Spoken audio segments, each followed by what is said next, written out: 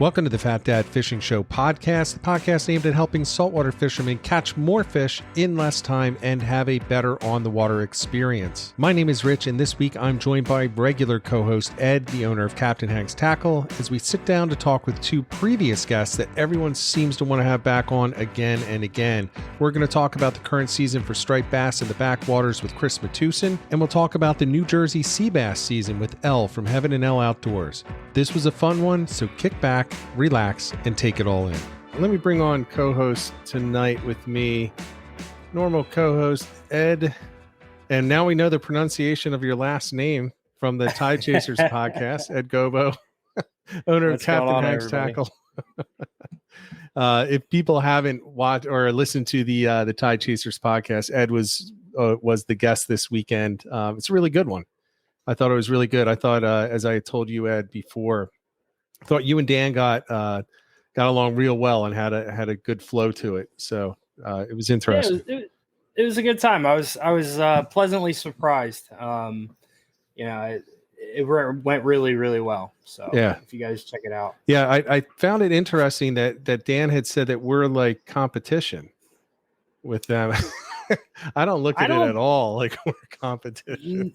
No, I mean, the only thing we have really in common is fishing. I mean, we do interview some people here and there, but I think ours is a little more interactive. It's a little bit different, and there's so much space and so much room. I mean, we're not stepping on anybody's toes. Yeah, it's not like either way. You know? It's not like McDonald's, Burger King, Coke, and Pepsi. There's plenty of room for everyone to move into this space and do their own individual thing. So, everybody, welcome to the show.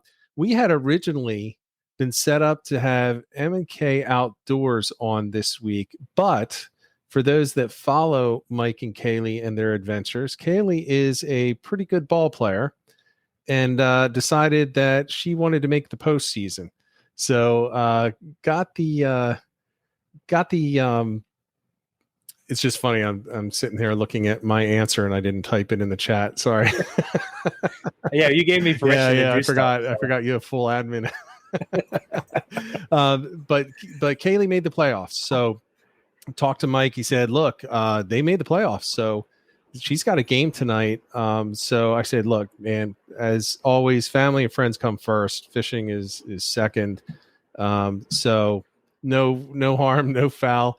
And I reached out immediately to Elle at HeavenandElle Outdoors and to Chris Matuson, who just happened to be two of the most requested repeat guests that we get.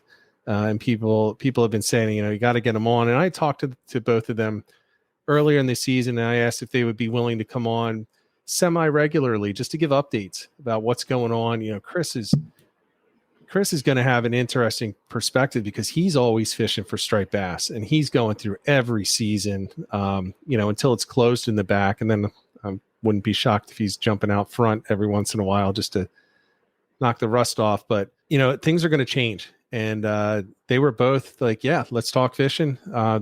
We were fortunate they're available. So we're going to bring them on in just a minute.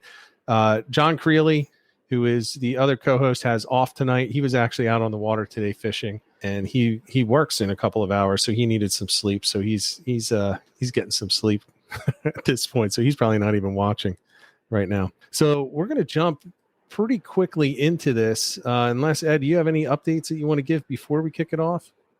Not really. I mean, I just want to say thanks to everybody that does, listen to the other podcast, and sorry for the mess behind me. I have having computer issues, so I had to rearrange things. So I'll have something better next week. Other than that, no, I'm good. Yeah. And then people will notice that are watching rather than listening that Ed and I are going to be both sweating our butts off because we're both in garages that are not air conditioned.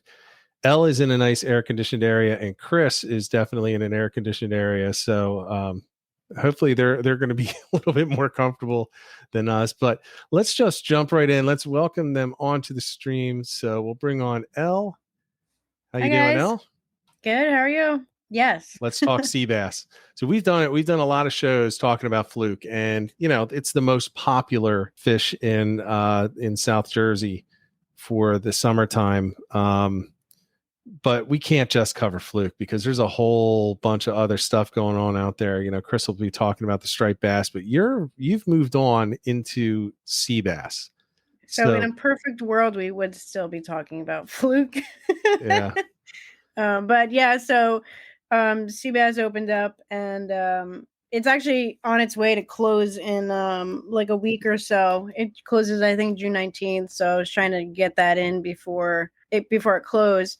Plus, the water still is not warming up enough to really fluke outside. And that's usually what I like to, I prefer ocean fluking as opposed to river and bay fluking. Right. The fluke are just not moving out yet. I mean, just very recently, maybe in the last week, we've seen a few more pictures of the party boats, but even the party boats are literally fluking in the river, and it's insane. So hi, Jessica. So yeah, moved on to sea bass just to have a good tug on the line. And of course, sea bass are the best eating fish in my opinion. So definitely moved on to sea bass, and it's been good. Sea bass are such an interesting fish because they're hermaphroditic, and so like the fishery for them is so much more fascinating because they can literally adapt to be able to reproduce. And I think that's why the fishery for it is so good. Although they did change the regulations, which actually really surprised me.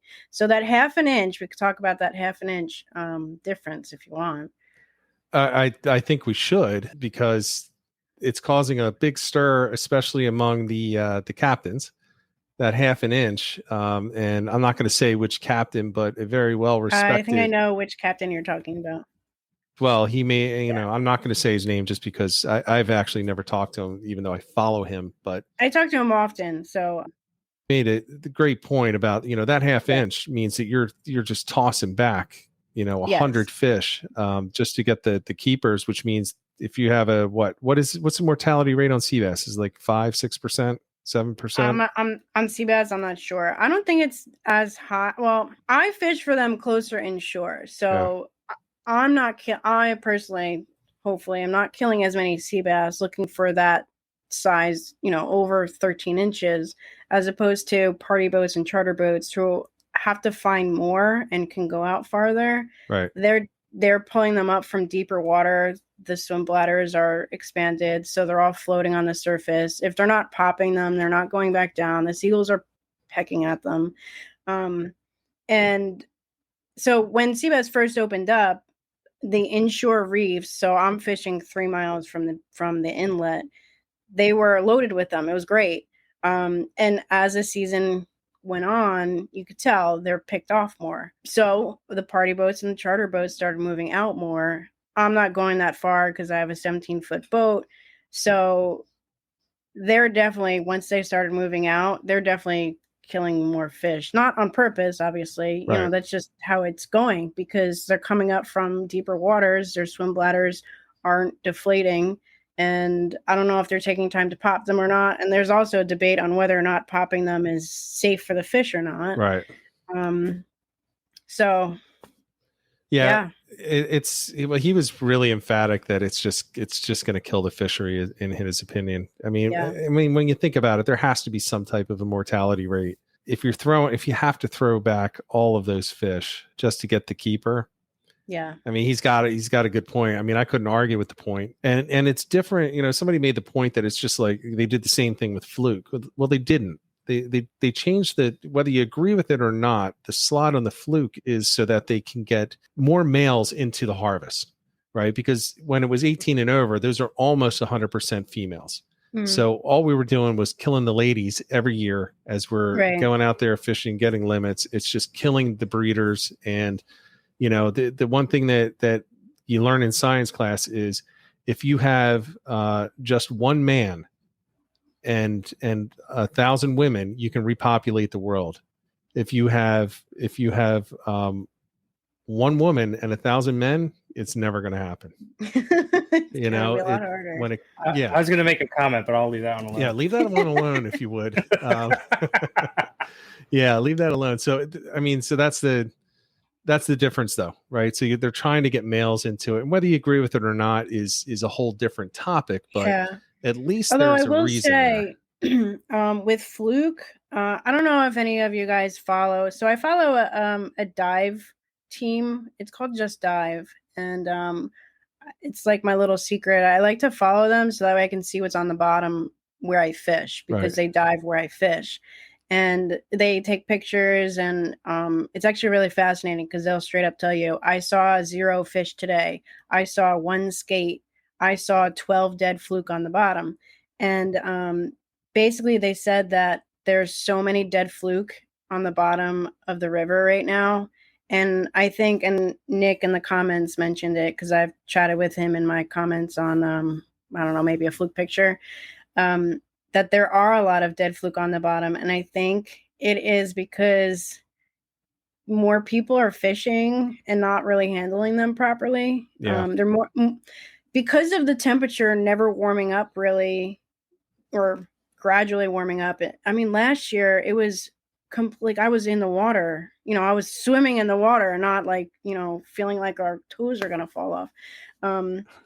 But this year it's just slowly warming up, and I feel like all of the fluke are just staying pinned in the skinnier water, and it's just making more people fish for them in the skinny water. And like, they're just penned in there, they're just corralled in there. And I feel like that's what's like the number one reason why there's so many dead fluke on the bottom. And is it because everyone's looking for that slot? I don't know it, but I do think that there's more mortality for fluke, and I don't know whether it's because of the regulations or just more people fishing for them or the water temperature. I think it's because of the way people hold them. They crush the gill plates every. Yep. I try to be really careful when I grab them around so I don't crush the gill plates, because there's that one little soft spot you can grab them and hold them. But I see people like pressing in on the gill plates and kind of crushing the gills. I don't know. It's terrible to hear that there's a lot of dead ones. I actually used an underwater camera the last couple of times, and I wasn't seeing much of anything on the bottom at all. Like, I was seeing striped bass and bluefish.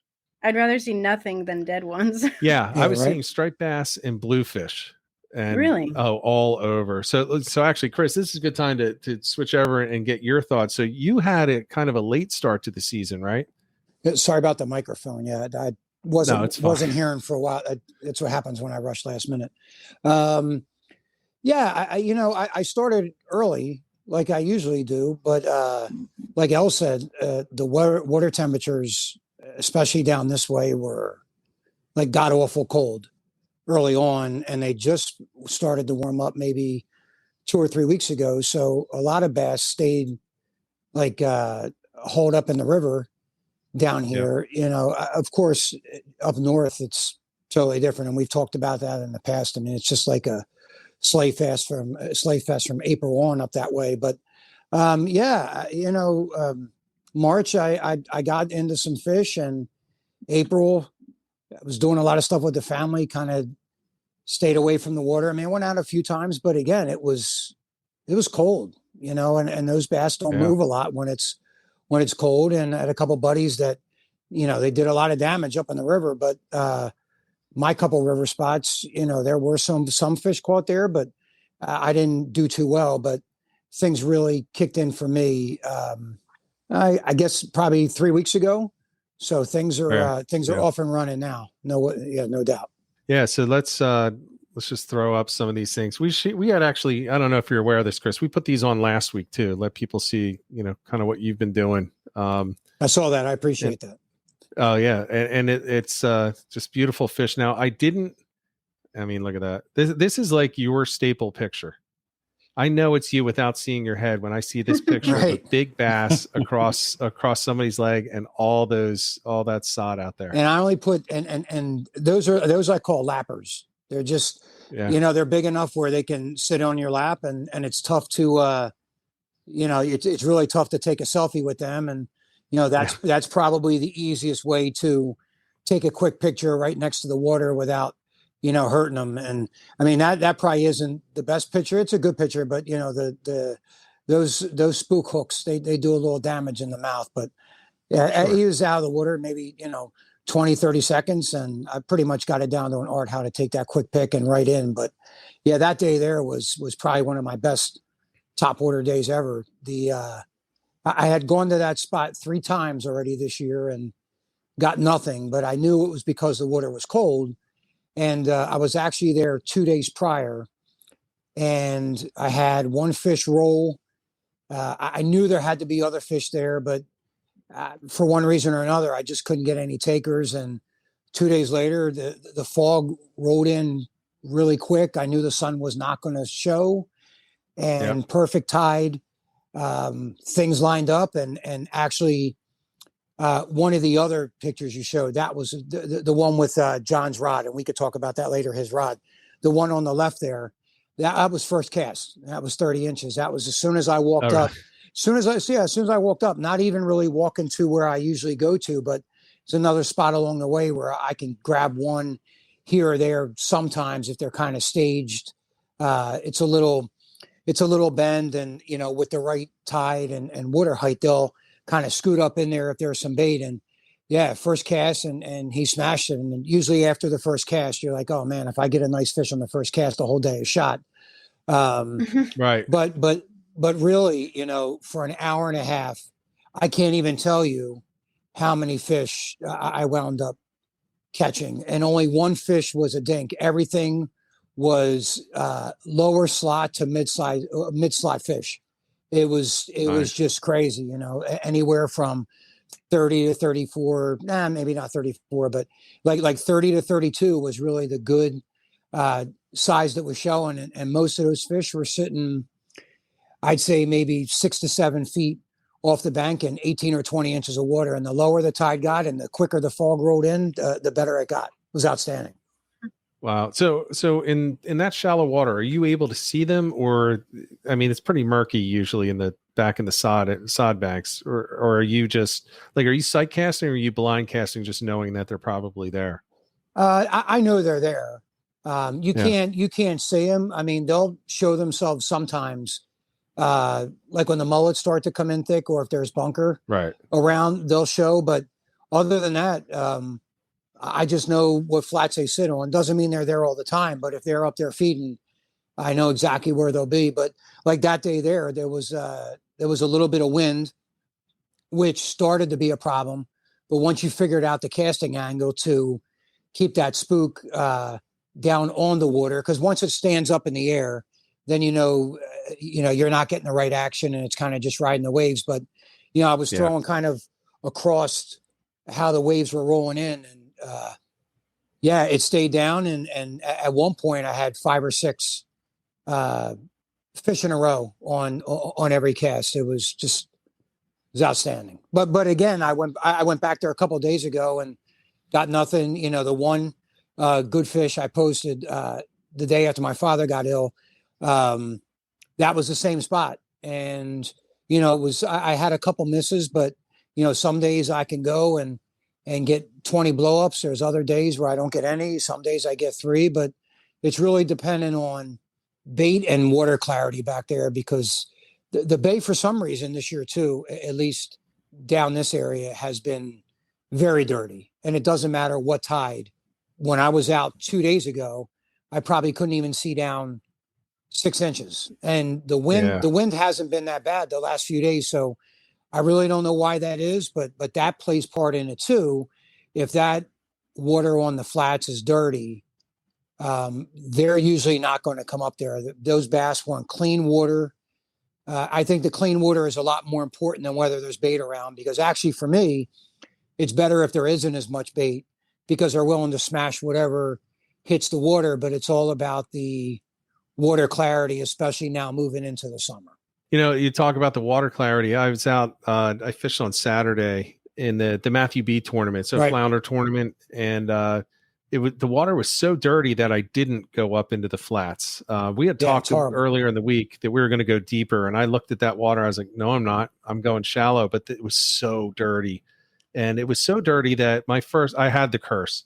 I caught a 19-inch on my first drop. So literally by, what was it? 7:30 in the morning, or 7:15 in the morning, I had my overslot, and I put it on the stringer. I was like, you know what? Normally I'd throw it back. I'm not feeling good about these conditions, so I'm going to keep it. Yep. And I couldn't see it on the stringer. I was just That's hanging the crazy. stringer off the side of the kayak. I couldn't see it. So I was like, all right, it was a good decision to keep it, but I'm not even going to weigh anything in if I don't get the 2 slots. And I did not get the 2 slots. So I ended up just not even weighing in for the tournament. But apparently that was the case for most of the people. It was just the one fish was what pretty much everybody in the tournament weighed in, is my understanding, Right. at least. You know. I've been trying to figure out why the water's been dirty, but I just can't. If we get a heavy south wind for a couple of days, I mean, that usually does it. But the days I'm talking about, I either had an east wind, and actually 2 days ago, I had a northeast wind in the morning, and I really thought it was going to be super, and nothing. We got the skunk, and that was it. I don't not quite understand, but from early spring until now, that's been the issue for me, and I think that's been a little difficult for me finding fish from shore, is that water close in has been very dirty. Now, last week I was not last week, maybe 2 weeks ago, I was out at night, and a huge school of bunker, probably a tar slick at least a mile long, came through the back bay, and these were like 12, 13-inch legit bunker. And like what I saw and experienced out there with 2 other guys out there with me, and like just this, there were just huge bass just busting on them for maybe an hour and a half. And the school did not move. It was from one end of the channel, from one side of the channel to the other. It just came in it actually came in against the tide. Tide was going out. They were coming in. It disappeared just like that after maybe an hour or so, but did wind up getting one fish that was like 30, 32 inches. But I mean, just to stand there, and the water was dirty. The water hadn't changed. Yeah. But just to stand there and watch that and hear that in like complete darkness was absolute mayhem. It was just total nuts. It's crazy. And it's difficult when that happens, when there's so many bunker around. You got to find something that doesn't match the hatch and something that stands out. It's one of the more difficult things when striped bass fishing, in my opinion, is, when I think I did a video on it once, when the bait is just outnumbering the bass, you just need to find something different, something odd that's going to make one of those things turn its head. Because when you're going through these bunker pods and there's 50,000 bunker, what's the chance that they're going to go after your bunker lure? I used to run into that problem up in New York, like in the Long Island Sound when I lived up there, where I'd shore fished. I'd walk out at low tide, and then at the start of the incoming during the mullet run, June, July, August, millions of mullet would come in the morning with the new and the full moons, and you could see them over the horizon as you were going to this certain area, and you could just see the bluefish, all gators, 15, 17, 20 pounders, just trashing through them, and it'd be right at your feet. But if you walk out of there with 2 or 3 blues hooked up, you were lucky, because they're literally running through your legs. You got mullet jumping your waders, but they just didn't want anything. And actually, the other night I threw 5 or 6 different lures and couldn't get anything. And I actually put on a mag darter, and wasn't even really reeling it. And about 2 feet from shore, that fish just clobbered it. But yeah, it was tough. They didn't want anything. So it was good to see, though. Well, so water clarity. So it's definitely impacting you, Chris. Elle, when you're out there for the sea bass, is that something that you're looking at or something that you're considering? So I wonder if it's the recent rain that's making the water cloudy. Although I have to say, up here, it's been pretty clear. In fact, a lot of the days that I was sea bass fishing, other than the fog that you're talking about, because it felt like the first 2 weeks of June were just straight fog every day. Yeah. The water has actually been pretty clear. As far as the sea bass, I don't think they care. No. They're on the bottom. The water column is so different down there. It could very well be clear down there and muddy up on the top. But yeah, I don't think they care anyway. Good point. But are you fishing offshore? I mean, it's about 3 miles. I'm sorry. You call it near shore. Sorry. Yeah, I call it corrected me last time. Offshore is like way offshore. It's like out front. So Yeah, I guess it's technically inshore. Inshore. But so yes, but I don't think that they care. And then of course we could also get into, using bait versus I had been using jigs. And,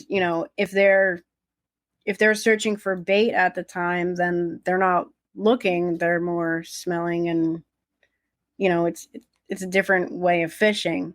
But with the jigs, there's nothing to smell, so they're going by sight, and honestly didn't really see much of a difference on jigs dirtier versus bait days or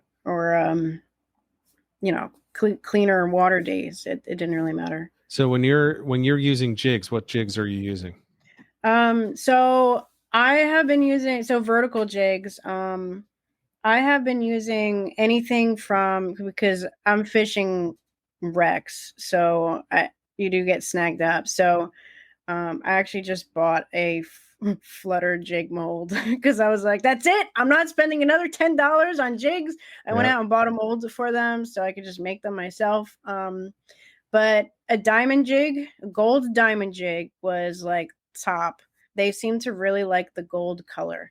And I also had some weird little gold jig that had a treble hook on the bottom, and that worked really well too.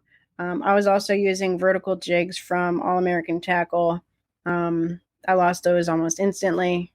Yeah. They're also lighter too, so it was kind of harder to keep them on the bottom. So I think that's why I lost them quick. But diamond jigs worked really well, and I felt like they got snagged the least. The jigs that have the like swing hooks on the tops, I felt like those, I had such a hard time. I like to try to like unsnag, and I get pretty good at unsnagging like my bucktails because it's pretty much the same area that I would fluke if the water was warmer. Right. But the jigs with the swing hooks were a lot harder to unhook. Like those were pretty much lost every time. I don't think I ever got any of them unsnagged. But the diamond jigs with the single hook on the bottom, those were pretty easy to kind of unsnag. Of course, like if you're fishing from like a charter boat or a party boat, you're not going to get those unsnagged. But in a little boat, I can go back to where the drift was and try to unsnag it. But yeah, so diamond jigs I think were top, and they really liked the gold. Not like any weird colors or anything, but gold. Everyone wants silver. I love the gold colors. Gold spoon. Yeah, gold works. Yeah, it definitely works. So are you talking, you're using like the slow pitch style? Yeah. So the other thing that I was using too, aside from gold jigs, I also had tied some sand eel teasers. So the sand eels are just starting to show up. I don't know if Chris has any input on that as far as stripers go, but the sand eels are starting to come in, and that's what they wanted. The last time I went, it was every time on the sand eel teaser. They were puking up, and it was very rare that they were puking anything up. And actually, I took a video of me cutting every single sea bass stomach open after I filleted them.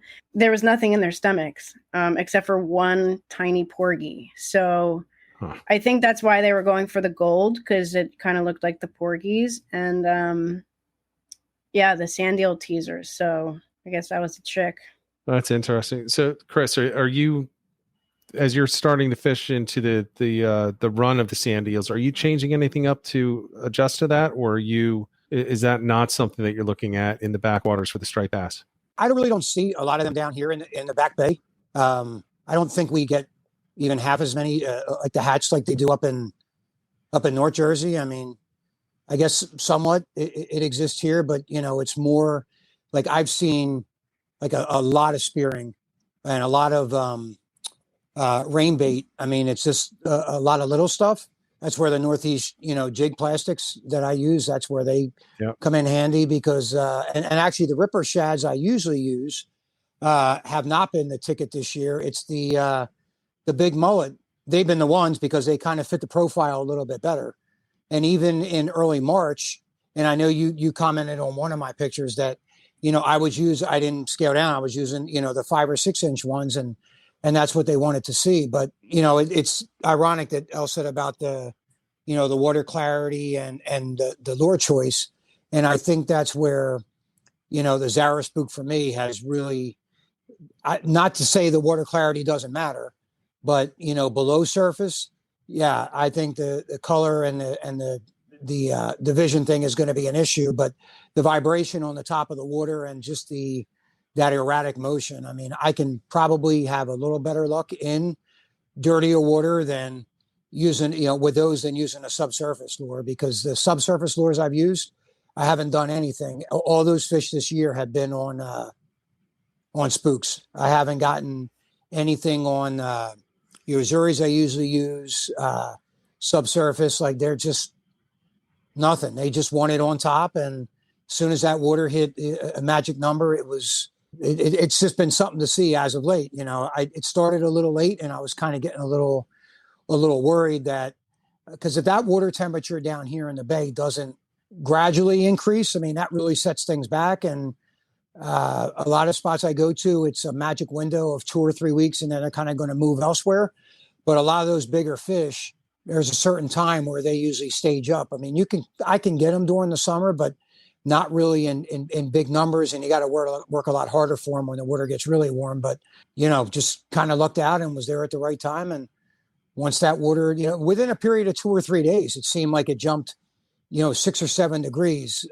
Earlier in that week, I was out there and I could really feel the water against the waders. But that morning, when it really kicked off for me, I could feel the lure when I would take it out, and the lure was actually warm. So water temperature did it. But I agree. Probably the rain has a lot to do with it. We haven't just got that gradual rain. It's been those sporadic downpours, and it just runs off the side, and whatever else is, Lenape gets full and just flows over and just, washes those mud flats down. And so hopefully it's going to clear up. But I came across it earlier tonight and still looks like chocolate milk. So it's got to clear up at some point. Yeah. So let's talk a little. The temperatures have been something we've talked about a few times because, as you mentioned, they're not where they normally are. Or at least it doesn't seem like they are. We tend to focus on the positive side, right? So, well, at the last of the outgoing, it hit 72. Well, on the last of the incoming on Saturday, it was 65, right at the inlet, right at Hereford Inlet where I was fishing. So that's still pretty cold. I mean, that's some cold water pushing in from that ocean. And that's definitely going to impact the bite on multiple species. And it's not like it's going to turn it off, but it's not going to be as aggressive. But I think we're a long way from those striped bass moving out, because it's moving up at a snail's pace. It is still going up, right? And that's where I think that bite out front down here, I could say Atlantic City because it's all over the internet. That bite every year seems to go longer and longer.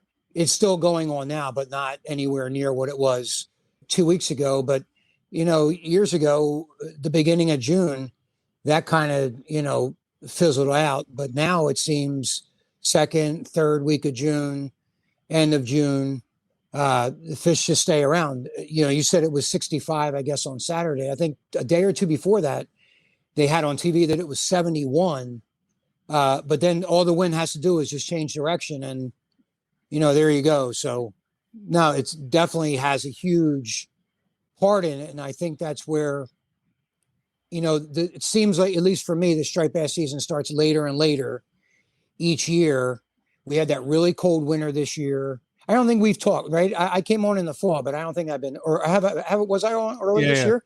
Okay. But I think that was before I really started, before the season started. So, it was. I mean, that water was just, down in the 40s for the longest time. We never saw that real gradual increase. So, those fish just stayed hauled up together. They didn't really separate. I actually got more fish this year on the incoming tide, which I usually don't fish a lot. I usually fish outgoing, but outgoing was just way too cold. Incoming, it seemed like, ocean water was a little bit warmer than the bay. So those couple 2 or 3 degrees were better. And I actually found a lot of fish. So most of them wouldn't bite, but I mean, there were a lot of fish showing on the incoming, but then I would go out on the outgoing and there was just absolutely nothing happening at all. So, but I mean, now it seems like we're kind of getting on track, at least for the bass, but the flounder and things like that, Yeah, it's pretty cold for that, right? I mean, I'm not a flounder guy, but I know the weak fish, they actually enjoy this. I mean, a lot of good weak fish have been caught down here this year. I'm sure that's going to continue, but I don't even think flounder's really begun yet because, of that water temperature. That's only going to get better, hopefully. Right. Yeah. I mean, it's right at that edge, right? So it's turned on, but it's not full speed. Right. Yep. So there's a consistent bite. A lot of big fish are biting. A lot of people are getting some really big fish. Yep. And then it's like the little micros, which just bite anything that comes past their face. Right. The middle ones, I think anything between the 17 and 19, 17 and 20 are probably the least active. Maybe 16 and a half up to 20 are probably the least active fish. But Elle, you're not seeing that with sea bass, right? I mean, this is optimal for them, right? As far as water temperature, I don't think they really care too much. Right. No, it really came down to whether or not you got out opening week or not was like that determined whether or not you limited out. So it's 10 sea bass, and if you have, let's say, 6 people on your boat and you're bringing home 60 fish, I know that there's a lot of sea bass out there, but it's still going to put a little bit of a dent in the populations. And like I said, the beginning when it first opened up, you could see the sea bass light up the screen. By last week, the last time I went out, it was like you'd go to a spot where the beginning of the season, it was loaded up. They're just completely picked clean. And you had to pick through the shorts that you're throwing back to get anything keeper size. And they were just on the smaller side. So. Yeah. Well, here are some pictures of the dent that you put in the population. So far. Oopsie. Oh, very nice. Yeah, thank you. Some nice ones there. Those are great size on those heads. Yeah, they're really nice size. And real quick about I don't want to jump in when I'm not supposed to, but we used to catch, when I used to bait fish, sea bass in the middle of the winter in the bay mixed in with ling. I mean, so I don't really think that, I agree with Elle that I don't think the water temperature with sea bass is as important as it is like with flounder and stripers, but those are some great looking fish right there. Thank you. They are. A lot of males actually off of where we were picking. It does look like the one I think that you guys see the same image that I do. I think the one on the left looks like a female because it doesn't have the big bump. Yep. And the one on the right is a male. And the colors on the males were just so pretty. I could take a picture of every single one, and they're such beautiful fish. Weird looking fish too, and very spiny. Yeah. So yeah. Yeah, there's little hooks. There's little hooked spines in their dorsal fin. Yeah, so I didn't really realize until pretty recently that those spines do kind of curve and have a little hook. Yeah. I think it was after I took a picture and I was looking at the picture and looking at the details that the spines do, because you think that it's just a spine, but it does. It kind of like hooks, and man, those things are gnarly. When they get you, they get you. I realized they had a hook so I have a habit of cutting myself on fish. Either I try to get the hook out too fast and I get the teeth. I'm not going to have that issue with this species, but I tend to also get the fins quite often, and they make a nasty cut when they get in there and hook. Yeah, you got to watch, make sure they don't get infected. Yeah, well, that's what you dip it in the water for, and hope that you don't get any MRSA or whatever it's called from there. Oh, geez. There are a couple more for you up there. So I think in this picture it's a little small on my screen, but I doubled up on a gold jig. Actually, it looks like one that I might have made, but I had put swing hooks on that one, a gold jig, and the teaser on the other. So on the right side is the sand eel teaser, and they loved it. Of course, when you have double hooks like that, you're reeling it in thinking that you have a huge one on, and then half the time it's 2 small dinky ones. But those are actually 2 pretty good sized ones. So yeah, they look good. It makes me want to get out there and start catching. But I'm not going to go out in the kayak. I'm dying to go on a sea bass trip. Come out in the kayak. We can in the ocean. Yeah, we can go out together. No. If you want to do a mothership trip, I'll do it. I'll go offshore. I'll tow you in the boat. I'm down. That works for me. I think our kayaks are the same length as her boat. Probably. That's all right. But you said you would go out for mahi in the kayak. No, Rich would. I not absolutely me. would. I don't understand the whole concern about being offshore in a kayak. As long as the wave period isn't too short, you're good. It's just a slow up and down like on a boat. Did you see the video of the guy hitting the Mako with the paddle? Yeah. It's not the Mako, the hammerhead. Yep. Yeah, the hammerhead. Yeah, chasing it. Yeah, well, that's most likely not going to happen. And if it does, just yell real quick so I can at least get a video of us dying.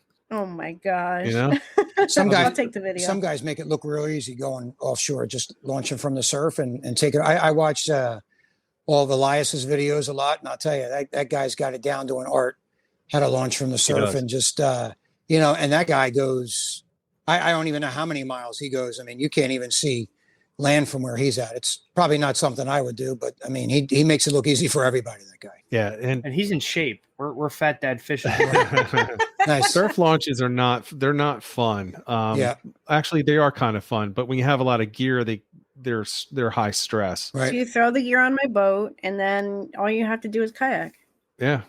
I would go. I have fished not offshore, inshore, but out front in the kayak. I've run inlets. I've gone miles off of AC, off of Brigantine, Wildwood, and quite frankly, there's really no concern with it because the worst case scenario is I can't get back to that inlet because the current's too bad. That's the biggest concern. So I'm just going to go to the beach and get an Uber. I mean, that's literally all you have to do, you know? So offshore is not that big of a deal if the conditions are right. If they're not right, or if you have a big shark deciding that it wants to attack your kayak, that can be a concern. You know, it doesn't take much to punch a hole in a kayak. Yep. Yeah. I'm not so much worried about the current and stuff. I'm worried about pop-up storms, especially in the summertime, because we got caught in one and it was not fun. Yeah. In a boat. So in a kayak, you can't go anywhere. I get caught in those storms out on the side, and that's not. And I'm standing on the shore, and it's not pleasant. I mean, there's a couple of times where I've had to, a half mile, a mile, and just kind of get off of there really quick back to the car because you're standing in sometimes waist high water with a new moon, and those storms can roll up fast. So yeah, I was out. It was a few weeks ago, and I was out alone, and I went 3 miles to the spot that I was going to fish. And I usually don't do a 3 mile pedal to the first spot. I usually fish my way 2 places. On your way there, right? I had a plan though. And I was like, I have to get there at this tide. And if I don't want to leave at 2 a.m, I'm going to have to go there and go directly. So I go there, I start catching fish, and out of nowhere, a crack of lightning and thunder hit at the same exact instant. Right. So it's literally right above my head. Yep. I'm 3 miles and I'm like, wow. I got 4 carbon fiber lightning rods right behind my head, and I have to now go against the current to get back because I timed it so I could just ride the currents both ways. Right. Talk about it's like watching old people race. I'm like pedaling as hard as I can. I'm going 3.2 miles per hour. And it's like, oh my God, it's just rain's coming down, thunder and lightning all over. All the boats are just flying by, looking at me like I'm an idiot. I'm like, it's not in the forecast. I don't know where it came from. The weather this year has not been accurate at all. I mean, today's an example, right? Yesterday they were calling for thunderstorms, rain. Today it rained maybe 3 minutes. It spit in the morning, and that was it. So, you cannot rely on that. But good and bad. I mean, they could say it's going to be great, and then all of a sudden, you're caught in a storm. So yeah, Ed, tell me if I'm correct or not.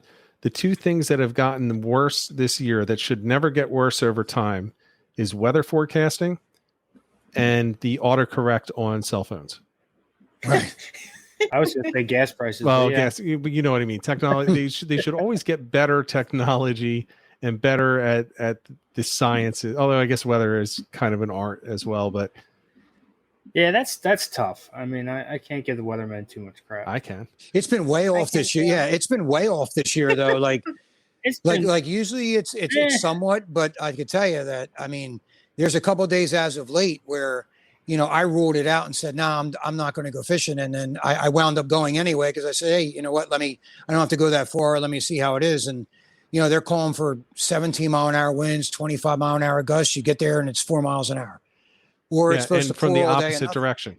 nothing has been correct. So, maybe it's clickbait. I don't know what's going on there, but it is not even close to accurate. And we've talked about it in the past where in my other shows where, don't believe the forecast, especially the wind, and just go, because the day you don't go, you're probably going to regret it. There were days where if I listened to the forecast and didn't go and didn't go, I would have regretted it, because it was a lot of those days were lights out when I got there. The wind was, like you said, different direction, not what I expected it to be. And I'll look on my phone like last week, and it said, it was partly sunny wherever place I was going to, and here it was foggy, like you couldn't even see a quarter mile, which worked out for me. I mean, that was the best thing that could have happened. But even whether the sun's out or not, you can't believe that anymore. So I'll give a little tip, and I'm still going to complain about the weather. I'm still going to reserve that right.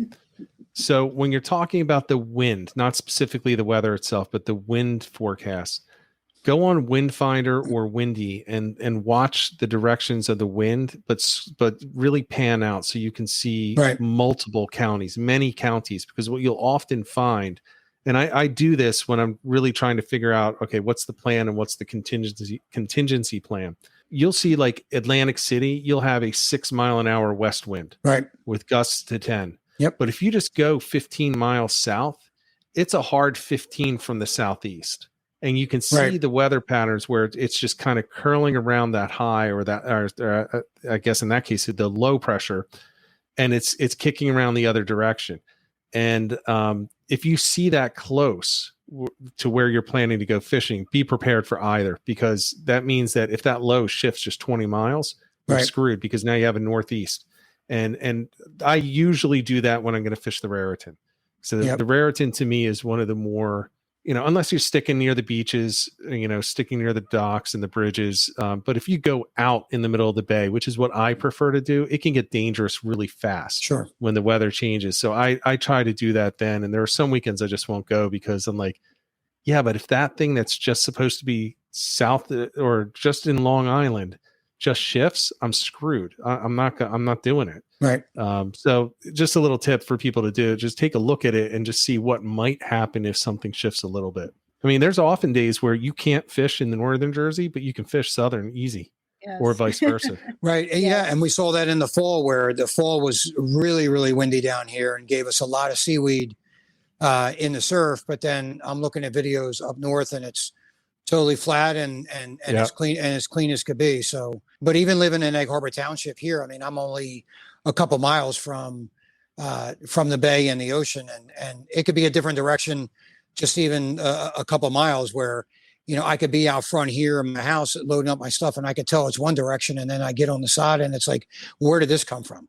Like, this wasn't, the speed may be the same, but the direction is polar opposite. So agreed. Well, I'll tell you one thing, and I don't know if this is true, but it seems like it's Egg Harbor Township, which is always where it's shifting. So it's like always. You know what? I wouldn't doubt it, because that happened the last couple of days where I left the house and I had maybe a 7-9 mile an hour wind. At least I could have got some type of little chop on top of the water. And my last two trips dead flat, which I do not like. I mean, I don't like the flats when it's 85 degrees and the water is stagnant and it's an in-between moon phase, and there's, not a whole lot of water pushing. And, I'm just standing there, the gnats are killing me the other day. I mean, it was just really, really bad. You got to just truck through it this time of year. But, I'm just standing there like waiting for the wind to pick up. And unfortunately it didn't happen. So I've had my share of bugs so far this year.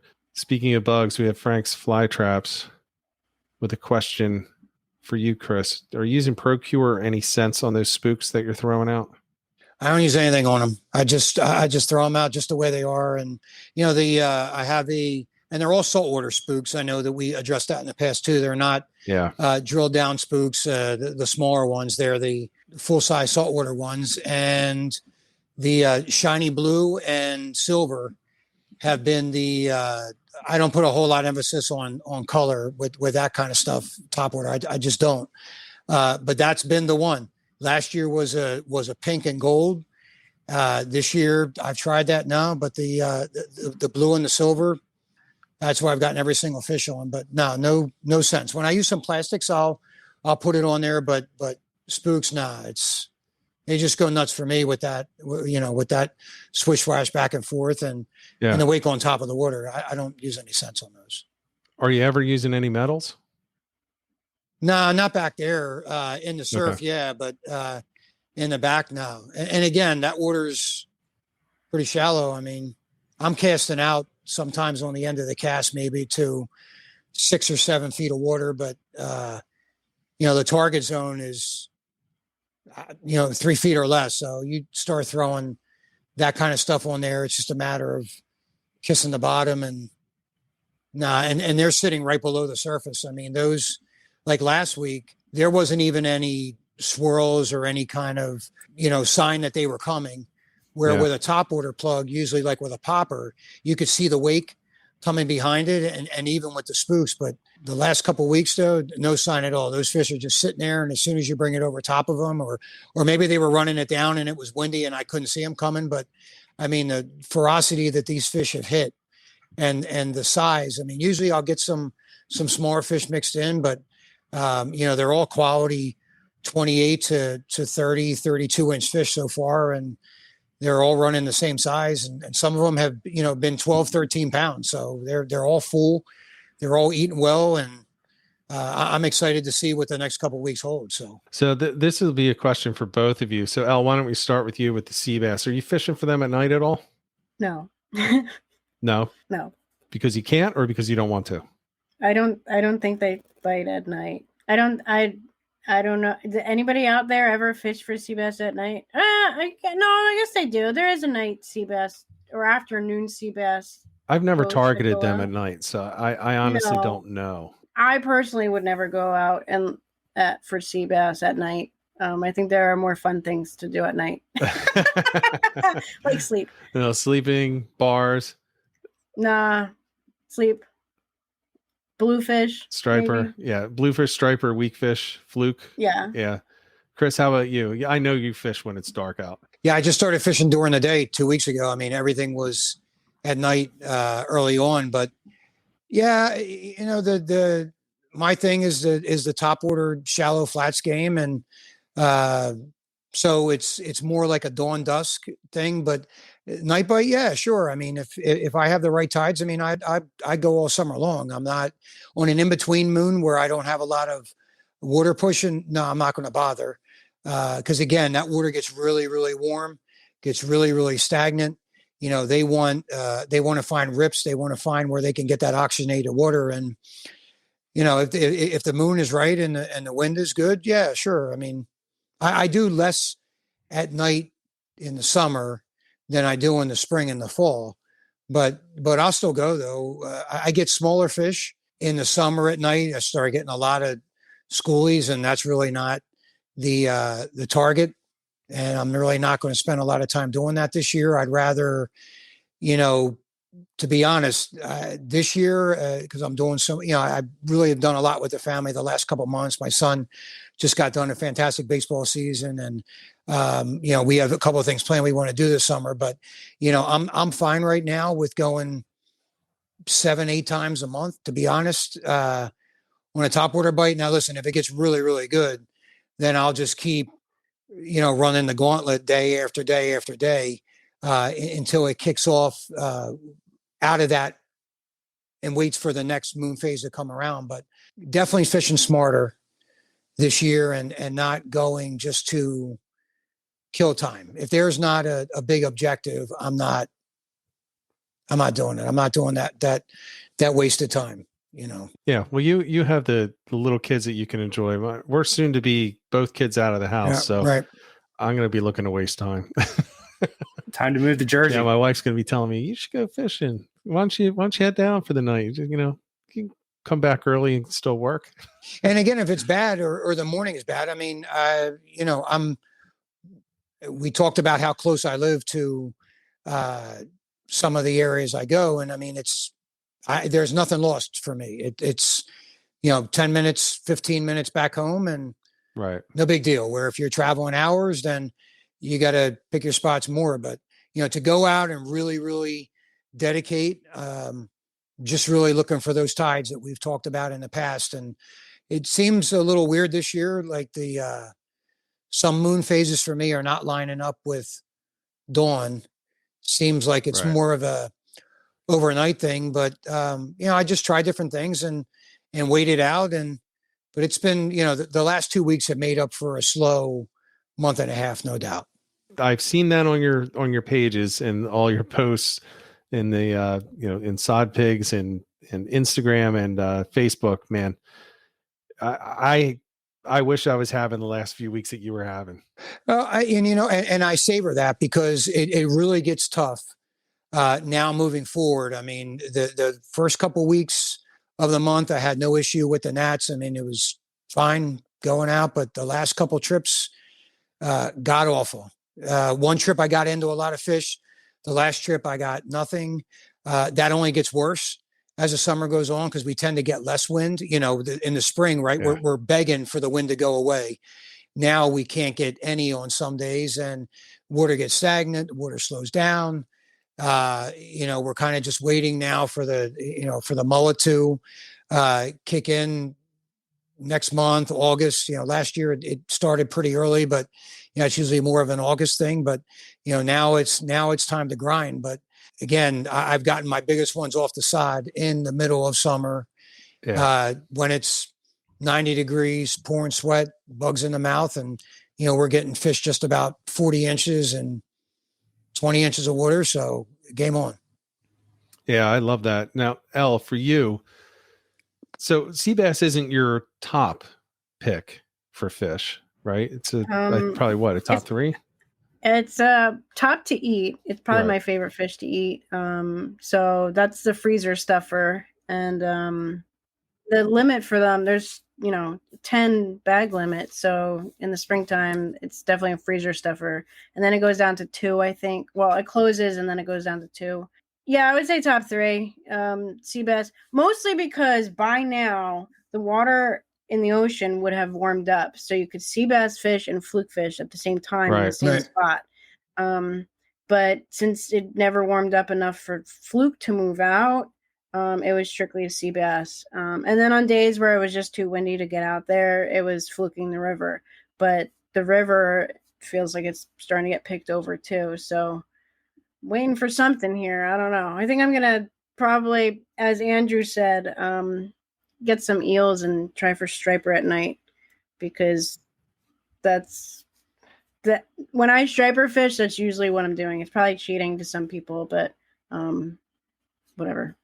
Well, when I'm striper fishing in the summer, it's typically at night, and I'm going kayak, and I'm going docks and dock lights and bridges and bridge lights, and I'm fishing the paddle tails. So I'll be throwing the northeast jigs and the bucktails and the naked jig heads, even topwater at night. Although topwater at night, Chris, I don't know if you found this, but when you're fishing lights with topwater, to me it seems like they miss an awful lot.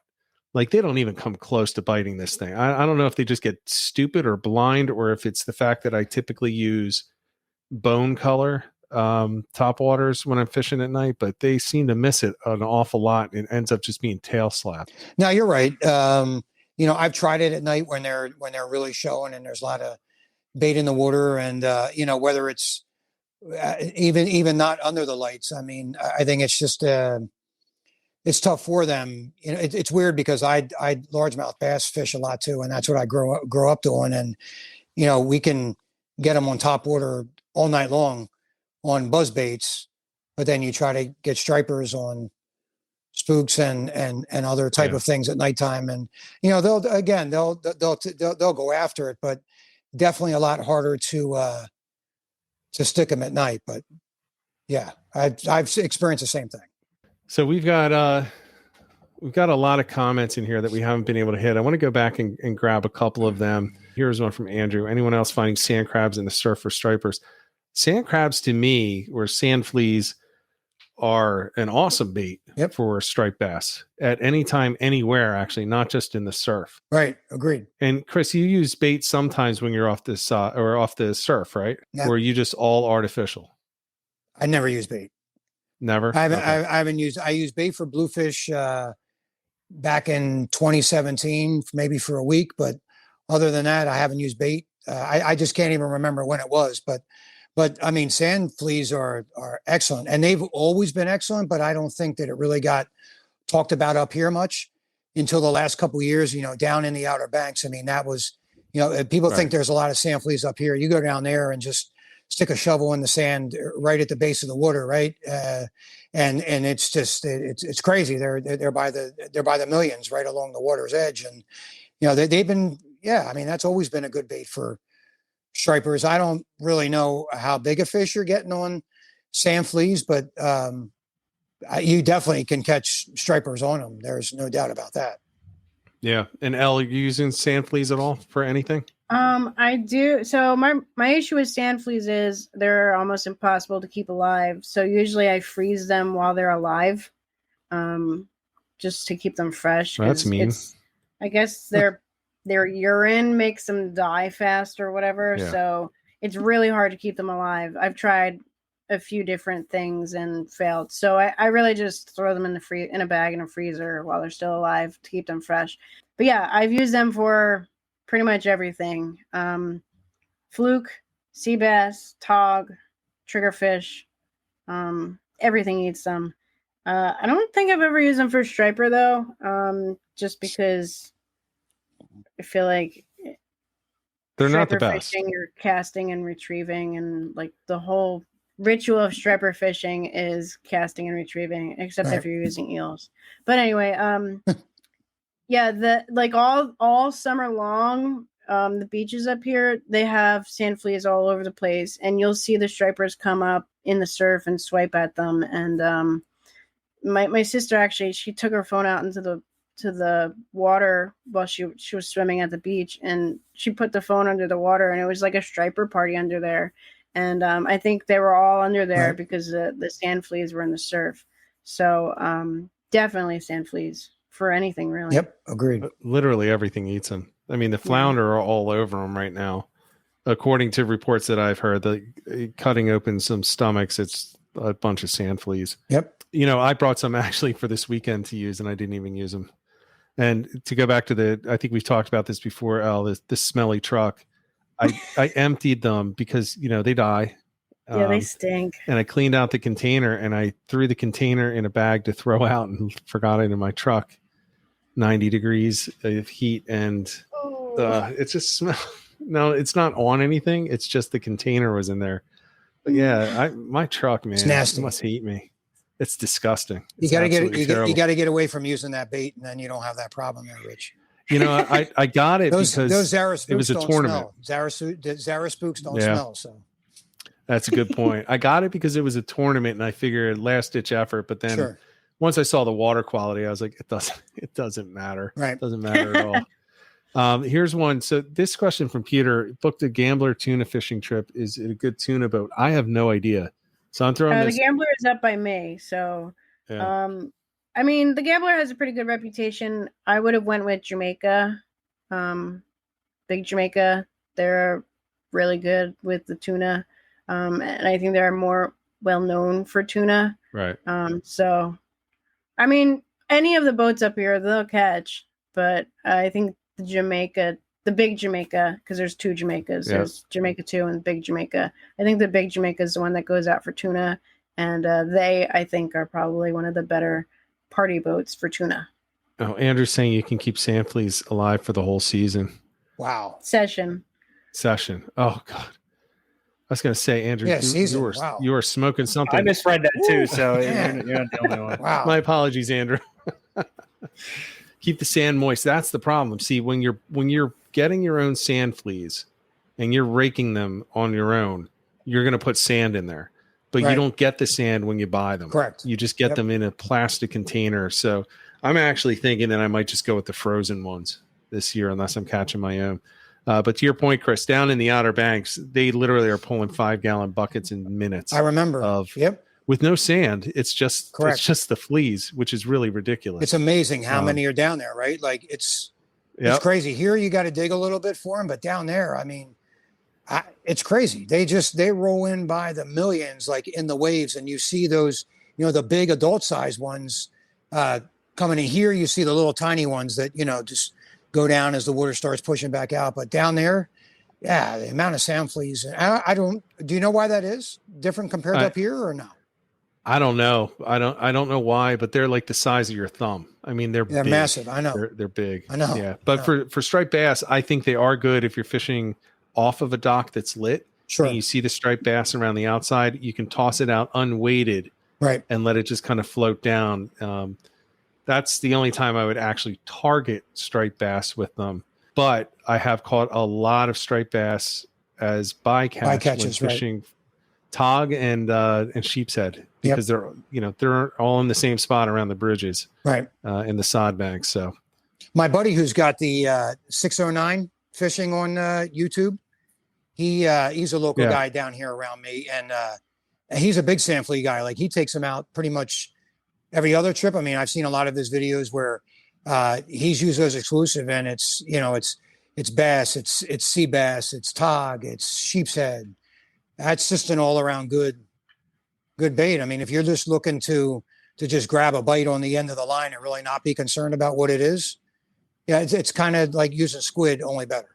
So. Right. I think it's better than squid. Yeah. Yeah. Right. No, and my point is that it's, something will bite that. It may not be what you want, but you're definitely going to get something that is going to, bite the end of the hook, and sand fleas will do that. So. Yeah. The unfortunate part is you'll still get dogfish on sand fleas. Wow. Because they are still eating them as well. Anything. Yeah. Oh, yeah, they do eat anything. True. Yeah. All right. So Elle, I don't think we've talked about this before. So real quick, can you just kind of go through the equipment that you're using as far as rod and reel and line? I'm actually using the same. Well, I was using the same jigging rod as I would use for fluke out in the ocean. So the Shimano Travala with the Daiwa Alexa on it.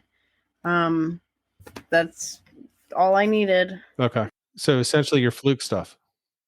Yeah, and I generally don't use like a spinning rod for that. It's conventional, so I generally don't use spinning rod for sea bass. Usually, if I'm fishing for sea bass, it's with a heavier weight, so that way you can stay near the wreck. Right. Plus, in the springtime, it's always windy and the drift is too much, and you're trying to hover over this one spot, and by the time you drop down, you're already past the spot, and you have to go back for the drift. So usually fishing with heavier stuff, although this year, like I said, I did a lot more jigging than with a weight and bait.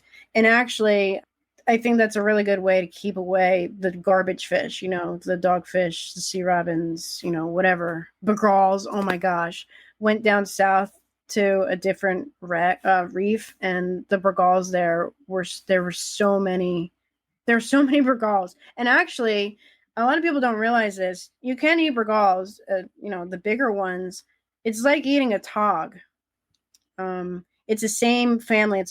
They're both in the wrasse family. Yeah. So literally Begrawls taste like tog, and tog are really good eating fish. So now we're going to probably have a shortage of Begrawls because everyone's going to eat Begrawls. It's funny. I all my years fishing, and I didn't catch my first Begral until 2 years ago. I never ever caught one. How lucky are you? I know. I'm very fortunate. And the one thing that you had mentioned is there's that time of year when you can go fluke fishing and sea bassing at the same time in the same place. I hate that. I don't like that at all, because I want to be geared on one or the other, because you can catch them in the same place, you can catch them on the same things, but I'd rather target, you know what I mean? And right. For me, that's a big part of it. Fish for something, that go target something and catch that something. Generally, it would have been a bucktail on the bottom and then a single hook with a gulp on the top, so you can catch either a fluke or sea bass with that single one on the top. I will always pick fluke over sea bass, so you don't have to worry about that. The problem is the sea bass kill the fluke baits. They bite the tails off. Yeah. Don't like that at all. So Chris, you've talked about this before, but I want to bring this up because of the rod that you're using as well, and give that a mention. But Can you just go real quick, the type of rod or what you're looking for in a rod, the reel and the line weights that you're using? So speaking with John Creeley earlier in the season, he asked me about, he told me he makes rods when we met on the show and said, hey, I really want to do something with you here. Let's, can we figure this out? And, I kind of gave him some information. I usually use a 7.6 to 8 foot all the time. It's got to be able to throw 1.5 ounces to 2 ounces, but something as light as 3/8. A lot of power in the butt, but still have some flexibility up top to throw, to throw spooks, throw other top order lures that have some weight to them, be able to work those lures, but then also be sensitive enough when you're throwing a 3/8 jig head to be able to feel that also. The rod he made for me, and again, I don't get anything by promoting this and he knew I would give a very, very honest opinion. And I think he actually second guessed himself. That's why he was nervous. Yeah. But when I told him about how good it is, I think he still kept questioning it in his own mind. Listen, I'm telling you that the rod he made is the best rod that I've ever thrown for that type of person, for that type of fishing. It's a 7.6 North Fork flipping stick with a split grip cork handle, Fuji guys, all that other stuff, but it's rated 3/8 to 1.5. It's one piece. It was tough for him to find, but I know that Chuck at House of Rods turned him onto it. And, I don't, we were, he was like, what do you want it to say? What do you want it to look like? I said, listen, man, I'm going to leave all that up to you. I don't really care about any of that. We did, we put the nice bass on there. We got the side pig special insignia, and he did do a really nice wrap. And I mean, I tell you, it's first class all the way. But to me, I really wasn't interested in that stuff. Like that didn't matter. I just wanted the rod to perform, and it's fantastic. Last year I used a 7.6 Jigging World Nexus rod, which I also used to do some surf fishing also, because I'm just not an 11, 10.5 foot rod guy. I'm just not. Yeah. I just don't, to each their own. And Elle, don't worry about using eels, because even though some of us don't use eels, eels work. Eels are the best striped bass bait that there is. There is nothing better than those. So who cares? Just go out and use those eels. But that other rod I'm talking about will throw up to somewhere between 4 and 6 ounces. Like, it's crazy what it'll handle, but it's so stiff. It's good in the surf, but it's actually too stiff to use in the back. For bigger fish, it's okay, but it just got old after a while, and it takes a toll on your arm. This rod here, I paired with either a VR50, a Penn Slammer 3 I have that I've put on there. I have a Penn Clash 4000, but for a 4000 size reel, this rod is perfectly balanced. It throws a mile, and I have no problem hook setting fish right at the bank. Because again, if you don't have that butt strength and you do those close hook sets, you're just not going to be able to dig it in. But that rod is all that. So, and I told him I would say that anybody that thinks about that wants to get a rod like that for the back bay, that you target a lot of straight bass or big blues with, please get a hold of John. And again, I'm not getting anything for saying it. I'm just speaking real truth. Local guy, just like Ed stuff. I haven't used any of that stuff yet, because I won't use any of those type of lures until later in the season, because I have a real nice weak fish flounder bite that I find late in the season in the back bay, and they just love those bucktails at night. But this rod is all that. It's fantastic. Yeah, I know he was stressed. Now you said it's rated up to 1.5 ounce, but you're throwing 2.5 ounce top waters, right? Some of those look pretty big. They're 1.5 ounces. Are they? Yeah, none of them are bigger than that. I mean, I'll throw ones that are 2 ounces or heavier at some point, some metal lips I throw are that big, but for the like the Yuzuri poppers I use and the spooks, I think they max out at like an ounce and a half. Okay. But again, there's really no issue throwing those at all. 20-pound braid, 20-pound fluorocarbon leader, 30-pound later in the year, but keep it simple. TA clips so I can, change all the time. But I load that plug bag up with the same stuff, same lures, a lot of top order this time of year. But that gear is rock solid.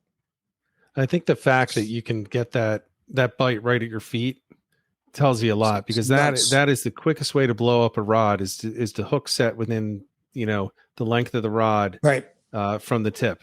And I've lost a lot of fish in the past because I was using rods I was using TFO rods, and again, there's nothing wrong with them. They're fantastic rods.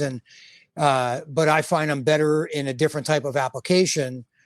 But for top order fishing and hooking bigger fish that are closer to the bank, and to have all that strength down in the handle to halfway up, but still having that bend. I mean, you could bend this rod literally halfway over and it's not breaking.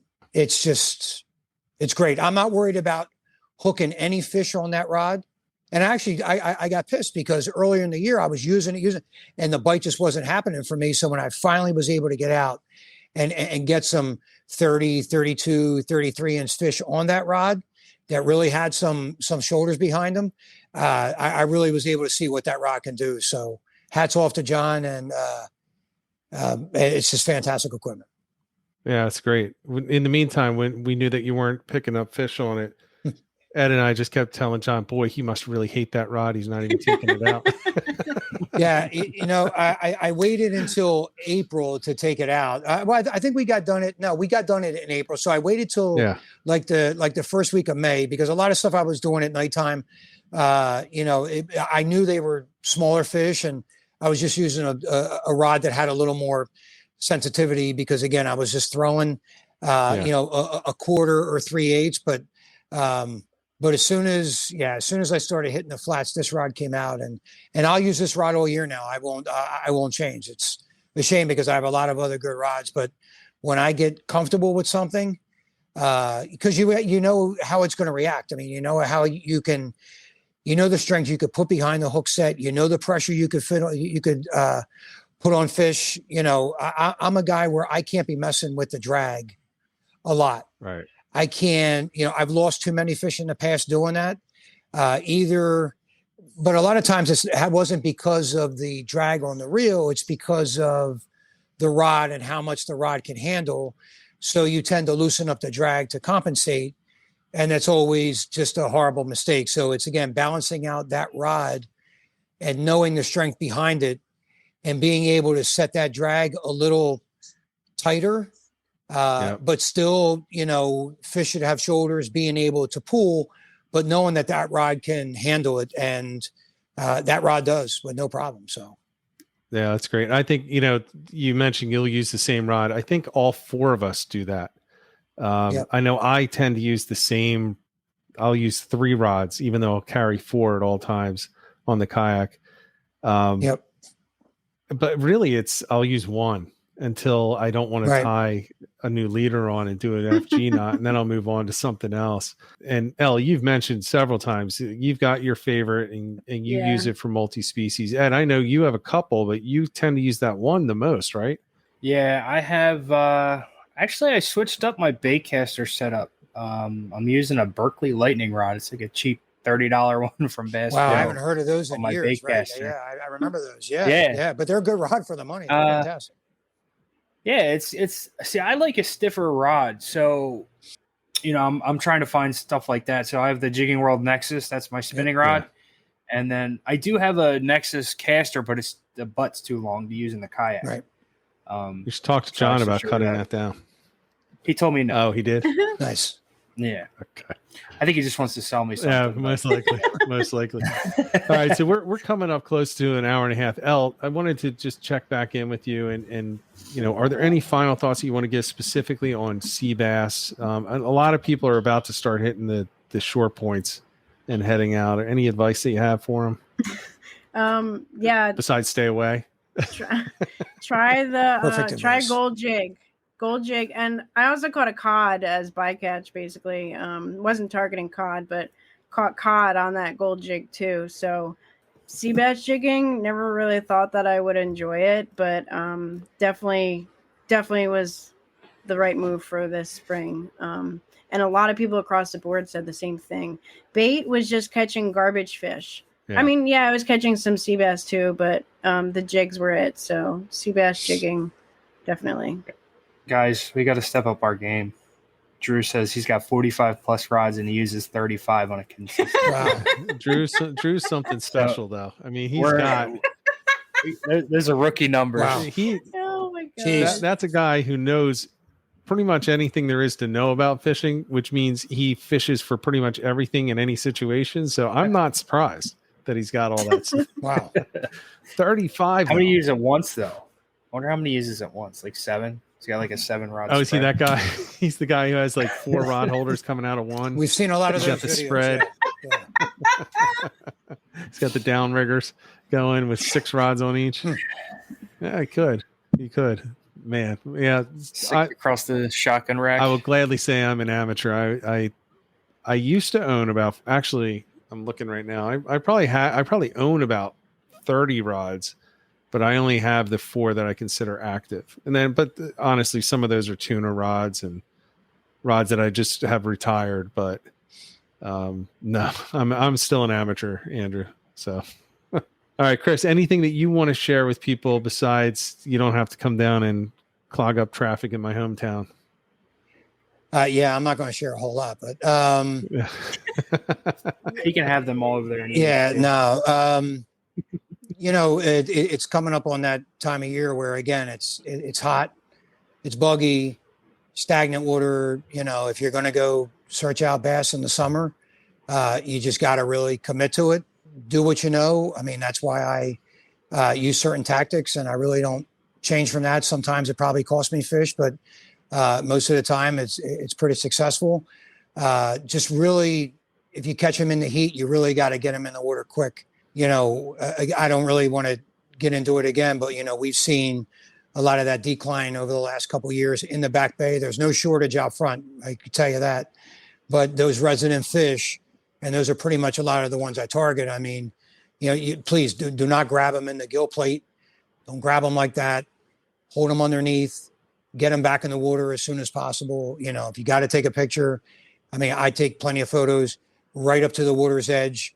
Right back in, try not to touch them with your hands too much if you don't have to. I mean, I throw them on my lap, take a picture real quick. But again, that's 20 seconds. They're back in the water. I see a lot of pictures of, inside the gill plate and rigging them up. And, again, these are the same people that complain, oh, well, there's no fish or striped bass, whatever. We're the same people that are hurting that back bay population. So, when the weather's cooler, it's, they're a little more easier to revive them. But I could tell you, because it's happened to me in the heat where I've caught 37, 38 inches and one unfortunately didn't make it. When you have a fight that's 5 or 10 minutes on light tackle with some of them, and then you get them up on the bank and you start messing around, that fish may swim off, but that fish probably isn't going to make it. So as smart as we can be about conservation, we need to be just as smart with catch and release and do it properly. So. Yeah. And I think there's a good point in there. When it gets hotter, it's going to be harder to revive. Yep. And it's going to take longer. And I think at that point, there's 2 ways you can do it. You can look at it. The light tackle is a great fight and it extends the fight. And then you can have a 20-minute fight with a fish. Reviving a 20-minute fight fish is going to be extremely difficult as these water temperatures rise. So using the appropriate gear, the appropriate weights, the drags, all of that stuff, the rods, so that if you're going to hook something, you're going to get it in quickly. Right. That's the important thing if you're interested in preserving these fish for later or conserving them. Because if they're just blown out when they come up and they're just exhausted, doesn't matter what you do. You can handle them well. You can get them back in the water in 10 seconds. But if you've taken every last bit of their energy just to land them, they're dead. You just killed the fish. Now, with that said, it will happen. No matter what, it'll happen, even if you do everything perfect. But if you want to minimize that chance, you got to, as you said, get it in quick, handle it out of the water very quickly and appropriately. Don't hang it by its lip. Yes, you can put your hands inside a gill plate and not hit the gills, but that doesn't mean that's the way you should do it. Right. It's the old school guys that do that, right? I used to do that and crush those and crush those barbs on the treble hooks if you're using trebles. Yeah. I mean, I don't really take a set. I used to take a set or two off of there and just leave one, but I'm not in the business anymore to be losing fish. I'd rather land them than lose them. But the point being that with the crushed barbs, it's a lot quicker to get the hooks out and get them back in the water than if you're, going down and yanking. Because I had one a few weeks ago where he just, he had all three sets. I mean, he just totally engulfed that full-size spook. It took a little bit of work, but the barbs were crushed, so it was easier to get out. But if I didn't have the barbs crushed, I probably would have had to harvest that fish because it probably would not have come back. But it is a big world of difference. And I don't think you lose a ton of fish with the barbs being crushed, especially if you have a good hook set. And because sometimes when you set the hook, I mean, if they're on there, but it can mean the world of difference in the release by crushing the barbs. So there you have it. Huge thanks to Elle and Chris for coming back on the show to share their season updates with us. While sea bass is about to wind down for a bit in New Jersey, it's looking like the striped bass fishing still has a long way to go. Now, before I go, if you're not already following or subscribed to this podcast through your favorite platform, that would be greatly appreciated. And of course, a positive review on any platform that you listen to would also be greatly appreciated and will help us to grow the podcast and draw more guests in the future. So until next week, until next episode, get out there, get on the water, and get some tight lines.